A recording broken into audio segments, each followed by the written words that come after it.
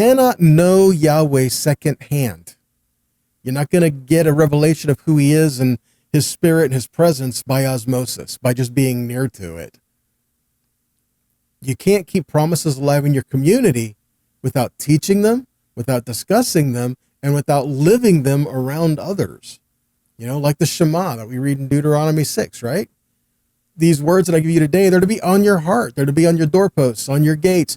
Teach it to your children in every aspect of your life. When you get up, when you lie down, when you're walking on the road, you know, all of these things. Teach it to your children. These are the important things. Deuteronomy 6:7 says, teach them diligently to your children. Speak of them when you sit in your house, when you walk by the way, when you lie down, when you rise up.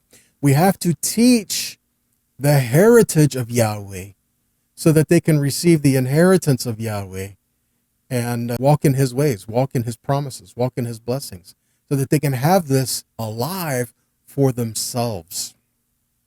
Psalm 78:4 says, we will not hide them from our children, but tell the generation to come the praises of Adonai, his strength and his wonders that he has done. Don't let your children consider the ways of Yahweh strange. Don't let your children consider the worship of Yahweh strange, or to sing a song of praise or worship to Yahweh strange.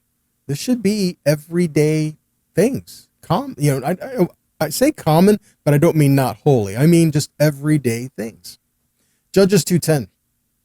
After that whole generation had been gathered to their fathers, another generation rose up after them who did not know Adonai or the deeds he had done for Israel. Again, it is important that you teach your children the ways of Yahweh, or they will not know them. You can walk in them and not speak of them and not teach it to your children. Say, this is what we're doing and this is why. And then tell them about the goodness of Yahweh and his love. And then in Matthew 28:19 and 20, Yeshua says, go and make disciples of all nations, immersing them in the name of the Father, the Son, and the Ruach HaKodesh, teaching them to observe all that I've commanded you. There's a telling involved in that. There's a going that is involved in that. 2 Timothy 2:2 says, the things which you have heard from me among many witnesses, commit to faithful people who will be able to teach others also.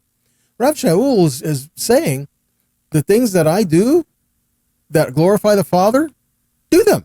And the things that I'm teaching you, teach others so that they can teach others. That's the idea. Okay?